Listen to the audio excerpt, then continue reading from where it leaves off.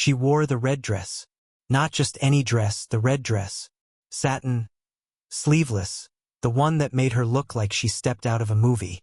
I remembered the first time I saw her in it, 3 years ago. We were celebrating our 5th anniversary at a little French bistro downtown. She walked out of the bedroom that night, and I forgot how to speak. I think I just stood there like an idiot, jaw hanging open, holding a wine opener. The second time was her cousin's wedding. She'd said it was a bit much, but still pulled it out of the closet and tried it on anyway. Her cousin never noticed, but I sure did. It was that kind of dress. Reserved. Intentional. It wasn't something she wore to just feel cute. It was for impact. For presence. And tonight, it was a random Wednesday. No dinner plans, no birthday, no fundraiser. Just a cold October evening and leftovers in the fridge. I heard the door click just after 10:30. She came in with that familiar sway in her walk, that effortless glide that used to knock the air right out of my lungs. She barely looked in my direction, just tossed her bag onto the chair, kicked off her heels, and headed straight for the shower. "Hey!" I said, watching her disappear down the hallway. She didn't answer. The bathroom door closed behind her with a soft thud. Then the sound of running water. Then humming. She never hummed after work. I sat there for a minute, staring at the bag on the chair. The red strap dangled off the edge like it was trying to crawl away. Something gnawed at my chest. Not anger yet, but something close. Unease. Curiosity, maybe. Or dread pretending to be curiosity. Her bag wasn't zipped. It gaped open slightly, and I saw the flash of a receipt sticking out from the pocket. I didn't move. I just sat there and stared like it would solve itself if I gave it time. I heard the water still running, the occasional splash, a faint clatter of bottles. Shampoo? Conditioner? Something else? She was taking her time. I stood up and walked to the window, tried to clear my head. The night air looked cold. The neighbor's porch light flickered, casting strange shadows across the yard. I couldn't explain it, but the house didn't feel like mine in that moment. Something about the silence. Something about the scent still lingering in the air. That's when I realized it wasn't her usual perfume. Tessa usually wore this light, citrusy scent.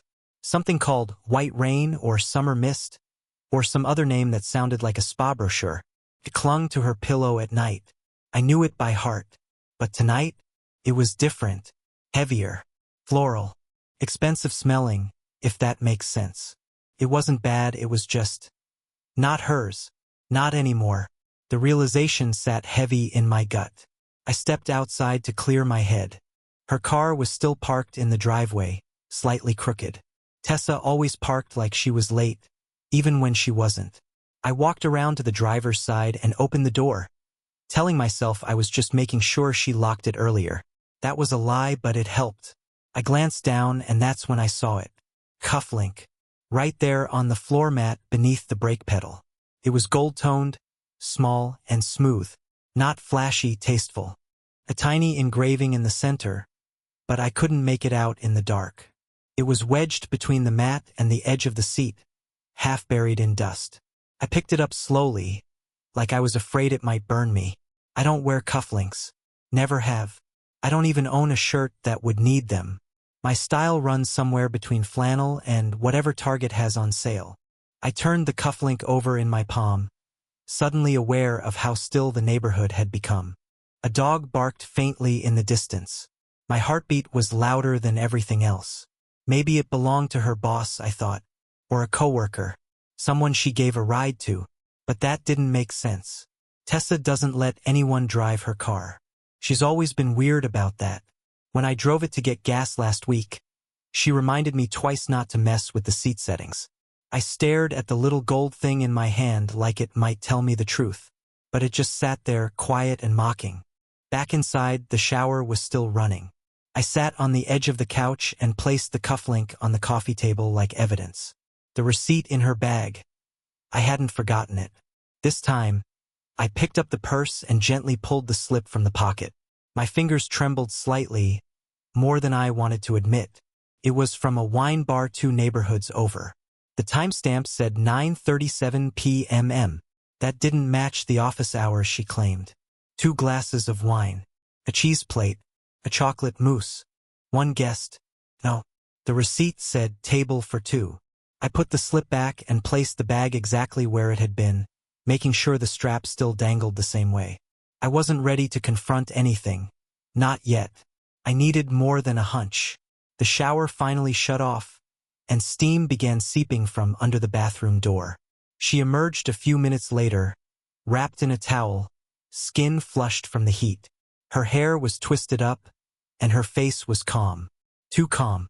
She looked at me, eyebrows raised. "You're still up?" "Yeah. Couldn't sleep." She walked past me to the bedroom. "Long day," she muttered. "You went out?" I asked. I meant to sound casual, but it came out stiffer than I wanted. She paused for a beat, then shrugged. "Work dinner. You didn't mention one earlier." "Wasn't planned. They decided last minute to get drinks after the brainstorm session." I nodded slowly. "Where'd you go?" She didn't even blink. "That place near Maple, Stem and Barrel." That matched the receipt. She was prepared. "Who was there?" "Just the team. Marketing folks. Joel, Brianna, couple new interns." She named them like she was reading off a roll call. Complete list. No hesitation. But I knew Tessa. I knew when she was remembering, and when she was rehearsing. She gave a tight smile. "Why all the questions?" I didn't answer right away. She sighed. "You're being weird," she said, and walked into the bedroom. A few minutes later, I heard the closet door slide open. Hangers clinked against the metal rod. She was putting the red dress away, back into its dark corner, zipped up like a secret. When she came back out, she was wearing an old t-shirt and pajama shorts. She looked like the Tessa I married. Familiar, comfortable, but now it felt like a disguise. She kissed me on the cheek and said, "Good night."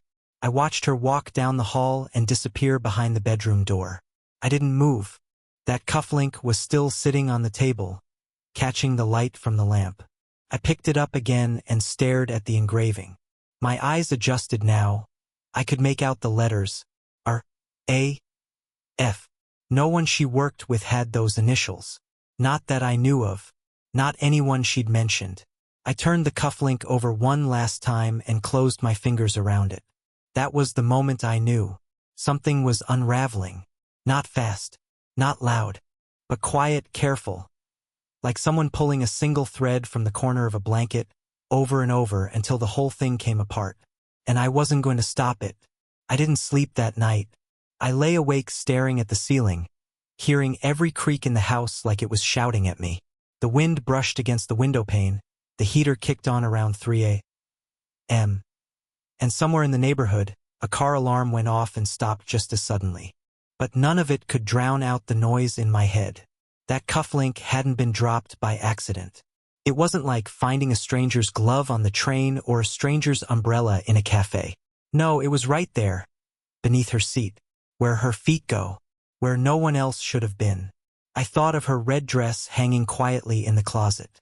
Her perfume still lingered in the bedroom. Not her usual scent, but the one from earlier, the floral one. Expensive, different, like someone else's approval mattered more than mine. She slept peacefully, or at least pretended to. I could hear the rhythm of her breathing, steady and undisturbed, from the other side of the wall.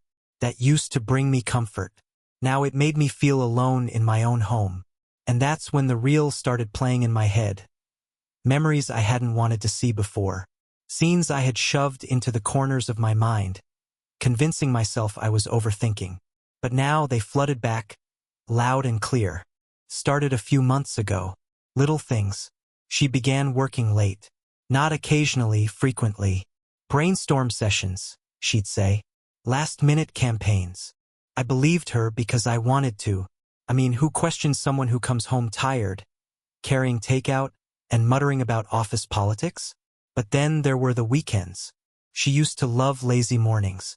We'd brew coffee together, flip through old vinyls, argue about whether Fleetwood Mac or The National was the better soundtrack for breakfast. But lately, she was always heading out early. Remote work, she called it. Cafes with strong Wi-Fi and better focus. I asked her once if she wanted me to come with her. She gave a polite laugh, said, "It's not really that kind of thing." Then she kissed me quickly and left with her laptop and a different perfume. And then there were the locked doors. Her laptop, once fair game for either of us, was suddenly password protected. She said there'd been a lot of sensitive client stuff, but it felt rehearsed.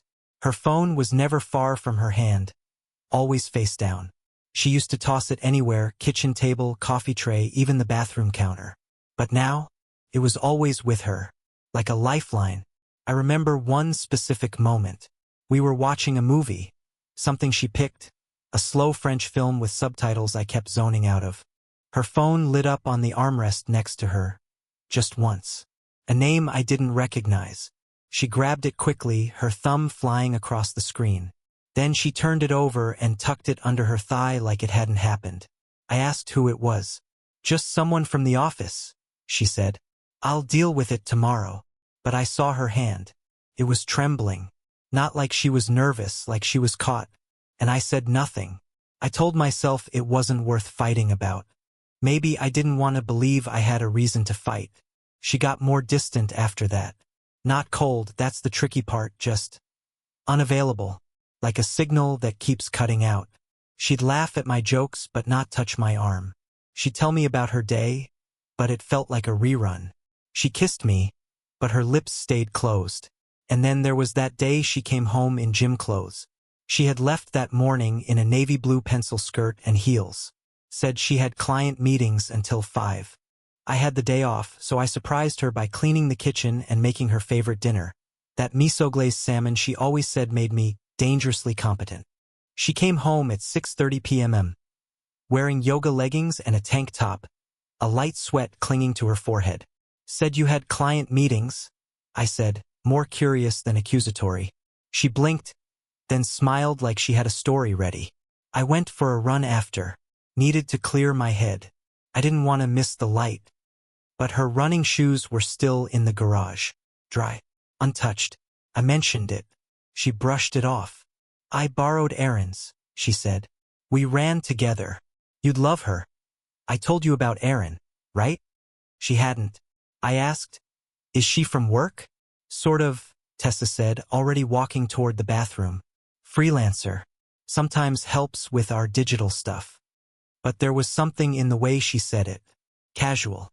Too casual. Like she wanted to stop me from asking more, without actually telling me to stop. The next morning, her running clothes were gone from the hamper. I found them later, crammed into a bag in the back of her closet. Smelled faintly like cologne. Still, I said nothing. Because when you love someone, sometimes you'd rather be wrong than alone. Now here I was, weeks later, holding a cufflink that didn't belong to me. A red dress that hadn't seen daylight in years had made a surprise appearance. Perfume I didn't buy. A receipt I didn't sign. I got up quietly and walked to the kitchen. The clock on the oven blinked 5:12 a.m. I made coffee. The mug she always used was in the cabinet, white ceramic with a chipped rim. I stared at it for a long time before choosing a different one. I needed to think. She came into the kitchen an hour later, wearing her robe, tying it at the waist like nothing had happened. Her hair was damp from the shower. She smelled like lavender now, back to normal almost. "You're up early," she said, heading toward the fridge. "Couldn't sleep," I replied, sipping the coffee. "You?" She shrugged. "Guess I stayed in that hot shower too long. Always wakes me up." She poured herself orange juice. Took a sip. Checked her phone. Then she looked at me. "Something wrong?" I shook my head. "Just tired." She nodded slowly, then leaned against the counter, scrolling something on her screen. I watched her thumb move, her eyes darting side to side. Reading.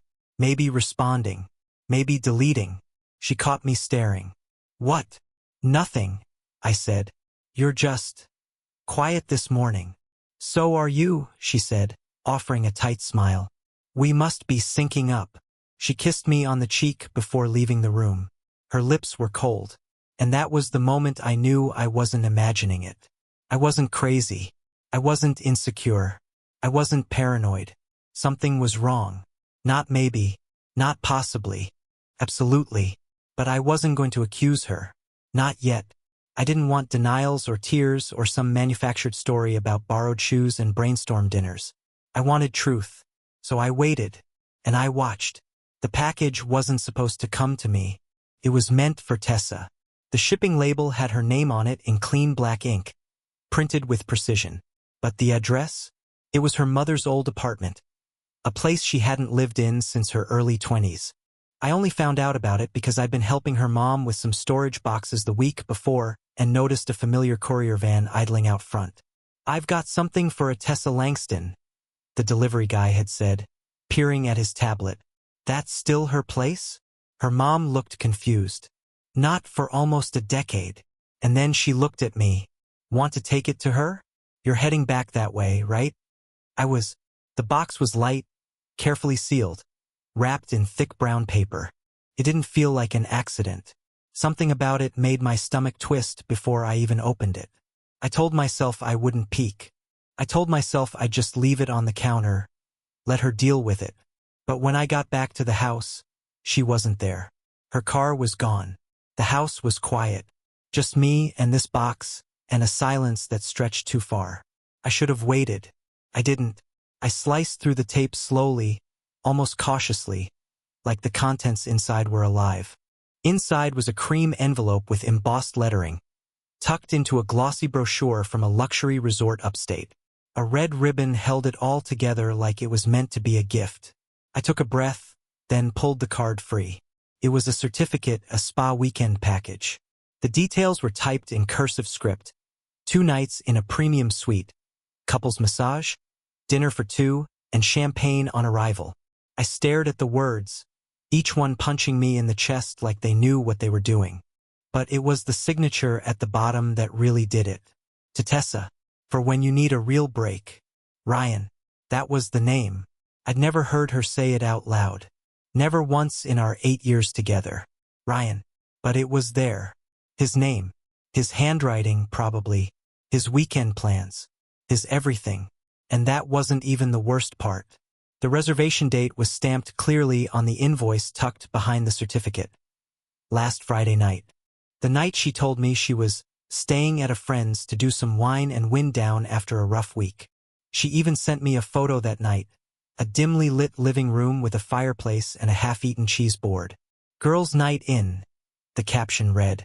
I remembered replying with a heart emoji. She never responded. Now I knew why. I put the box back together and sealed it again. She didn't need to know I had seen it. Not yet. I didn't know what I was waiting for. Maybe I still wanted a confession. Or maybe I wanted to be sure that I wouldn't lose my mind the moment she walked through the door. When she finally came home later that evening, her voice was as casual as ever. "Hey babe, that Thai place was slammed. Took forever." She smelled like lemongrass and lavender. Her hair was tied back. No trace of that floral perfume from before. No trace of the man who signed that card. She didn't even notice the box sitting on the counter. "Package came for you," I said, trying to sound bored. She glanced at it, blinked once. "Huh, weird. You want me to open it?" "No," she said too quickly. "It's probably just some promotional junk. I'll take care of it later." She never opened it in front of me. She moved it into her office the next morning, and I watched her closely from that point on. Every conversation became a chess game, every smile a possible lie. I wasn't angry, not yet. I was suspended in something colder, something sharper, a waiting kind of fury, the kind you store in your bones for when the moment really matters. 2 nights later, I made my decision. I opened my laptop and logged into every shared account we had. I canceled Netflix, Spotify, Prime. Not out of pettiness, just necessity. She didn't need access to my playlists anymore. I changed the password to the savings account, moved my half to a new bank. I stopped automatic bill payments for anything with both our names on it. I sat there for hours, meticulously undoing every stitch we'd sewn together, digital and financial threads that had once bound our lives into a single shape. I packed a suitcase. Not much, just what I needed. Enough clothes for a few weeks. My tools. The journals she never knew I kept. My old baseball glove from college that somehow still smelled like leather and dust. She wasn't home. I didn't know where she was. Probably with Ryan. But I left her a note. It wasn't long. Hey, I saw the box. I didn't open it. You don't have to lie. This is the last time I'll say nothing. I didn't leave it on the kitchen table. I left it inside the envelope from the spa, and I set it right on top. When she came home that night, I wasn't there. The house was empty. No shoes by the door. No jacket on the hook. The fridge was half cleared. My books were gone from the shelves. And I didn't answer my phone when she called. She left a message. Then 2. Then 5. I didn't listen to any of them. The next morning, I drove to a friend's place, Eric, who owned an auto shop outside town. He had a spare room over the garage, nothing fancy, but it was quiet. No reminders of candlelit dinners or wine and work nights. Just space. I didn't cry. I didn't break down. I didn't rage at the sky. I just existed. And in that strange, still silence, I realized how heavy everything had been for months.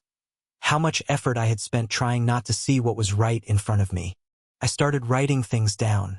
Not because I wanted revenge, but because I needed to remember. Every inconsistency. Every odd schedule change. Every work dinner that turned into silence.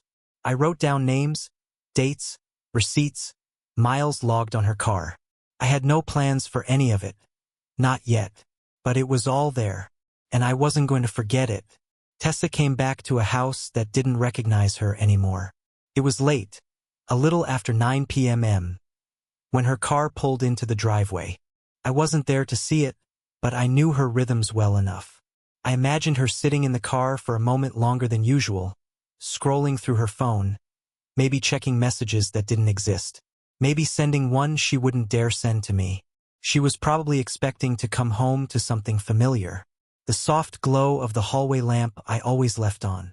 The faint hum of the kettle on the stove. Me, maybe, sitting on the couch with my laptop, half watching something while I waited for her to drop her bag and give me that tired smile. That little "hey, babe" that used to mean everything. But that wasn't the house she walked into. The hallway was dark. No light on. No scent of dinner or coffee. Just the quiet tick of the thermostat and the whisper of the wind outside. She stepped in and kicked off her shoes like always.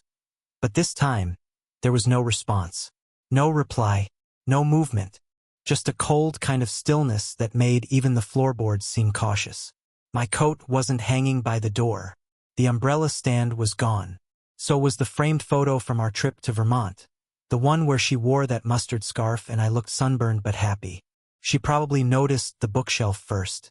It used to be packed tight, overflowing with my dog-eared novels and her design books. Now it sat half empty, the shelves lighter, the balance off. The space looked like it had been raided, but quietly, with care. I hadn't left a mess. I wasn't trying to make a statement. I just wasn't there anymore. She walked into the kitchen, probably hoping to hear the low whir of the fridge, the comfort of old routines. But the kitchen had changed too. My favorite mug, the chipped gray one, was gone. The pour-over kettle she always complained about cleaning? Packed. Even the magnet I'd brought back from Nashville, the one she called tacky, wasn't on the fridge anymore. Instead, right there on the dining table, lit faintly by the neighbor's motion light through the blinds, sat a legal envelope. Thin, sealed, centered like a deliberate choice. Inside were the divorce papers. Already signed. Already filed. No big scene. No dramatic confrontation. Just the official end to everything she thought she could still control. Next to the envelope, a single note. After your work dinner, only empty walls. You chose this. Nothing more. No name. No accusations. No anger. Just truth. I imagined her standing there for a long time, reading it once, then again, hoping the meaning would shift. It wouldn't. It never would. She called me, of course. 3 times in a row. I watched the calls come in from the screen of a borrowed burner phone. I didn't answer. I didn't decline either. I just let them ring out. She sent a text. Cameron, please. We need to talk. I don't know what this is. Please just talk to me. I stared at it for a long time, then turned the phone off. By the time she made it upstairs, she would have noticed the rest. The side of the closet where my clothes used to be, empty. The nightstand drawer, bare. My shaving kit gone. Even the worn slippers I always left near the bathroom door had vanished. Like a ghost erased them. The home we built wasn't angry. It was just done. And I think that scared her more than yelling ever could. She wasn't used to silence being final. She used to say I didn't talk enough during fights. That I would shut down, retreat into myself, she called it. Said it made her feel alone. But the truth is, I only ever went quiet when the words would do more harm than good. I thought silence meant protection from escalation, from mistakes, from saying things we couldn't take back. Now, the silence was different. It wasn't retreat. It was removal. And it was permanent. She emailed me the next morning. Subject: please. Body: I don't understand. Can we at least talk? Is this really what you want? I'm not even sure what you think happened, but I need a chance to explain. Please, Cameron. Please don't shut me out. I didn't reply. I let the email sit there, unread. Marked as such in a folder I labeled Archive Tessa. She tried again the next day. And the next. Each message more frantic, less composed. Words like mistake, regret, not thinking clearly, started appearing more often. Then came the apologies. Then came the justifications. Then came the silence on her end. She stopped trying after a week. Maybe someone finally told her I'd moved out. Maybe she tried to visit the auto shop and didn't recognize my friend's place. Or maybe, deep down, she already knew the truth, that I hadn't disappeared on impulse but by decision. Leaving her wasn't rage. It was relief. There was a kind of peace that settled in after that. Strange, sure. Sad, definitely. But clean. I didn't cry. Not once. Not even when I dropped off the keys to our realtor and told her the house would need to be sold. The realtor didn't ask why. I think she knew. On the last day before I walked away for good, I went back once, alone, while Tessa was at work, or wherever she claimed to be those days. I stood in the doorway and looked around. I didn't take anything new. Just one last glance. The red dress was still hanging in the back of the closet. It hadn't moved since that night. I thought about taking it, burning it, sending it back to her with a note. But I didn't. It didn't matter anymore. That dress wasn't the problem. The lies were. And those didn't hang on a hanger. They hung between words, in silences, in the time between when someone looks you in the eye and when they answer your question. I closed the closet door gently. That was it. I walked out, locked the front door behind me, and didn't look back. Not once. It was 4 days after I left when she showed up. I was under the hood of an old Jeep in the back of Eric's shop. Grease on my hands, sweat on my brow, trying to lose myself in something mechanical. Something simple. Something that didn't lie. I heard the door to the lot creak open, followed by hesitant footsteps on gravel. I didn't need to look up. I knew it was her. I wiped my hands on a rag and stepped out from under the hood. There she was, standing near the edge of the lot in a gray hoodie and faded jeans. Like she'd dressed to disappear. Her face was pale, lips dry, hair pulled back into a loose, thoughtless bun. But it was the bruise that caught me. Just under her right eye, faint but real. A smear of purple fading into blue. Not makeup, not stress. A mark made by someone's hand. She didn't speak right away. Just stood there like a child outside the principal's office, waiting for the floor to open up. I didn't know where else to go, she said finally, her voice small. I didn't respond. It wasn't supposed to be like this, she added. I crossed my arms and leaned back against the Jeep, silent. I could feel the heat rising from the engine, but it was nothing compared to what boiled beneath my ribs. I ended it, she said. With Ryan. I nodded once. I didn't ask why. I didn't ask how. I just watched her unravel. He didn't take it well, she added, eyes flicking toward the ground. Said I owed him more than that. Said I didn't get to just walk away after everything. I still didn't speak. Let her fill the silence. There was yelling, she went on. Things broke. He grabbed my arm. I told him to stop and he shoved me. Her voice cracked on that word. I looked at the bruise again. I wanted to ask how long it had been there. I wanted to ask why she hadn't called the police. But most of all, I wanted to ask why she thought I was the one who could fix it. "I'm not asking for anything," she said, sensing my restraint. I didn't know where else to go." Eric came around the corner then, saw us, nodded subtly at me, and turned back inside without a word. He was good like that, knew when to leave me space. I sighed. Then I walked toward the side building, grabbed an old fleece blanket from the supply cabinet, and came back. I handed it to her. She clutched it like a lifeline. "Get in the truck," I said. She blinked. "What?" "I'm driving you to a motel. You're not staying here."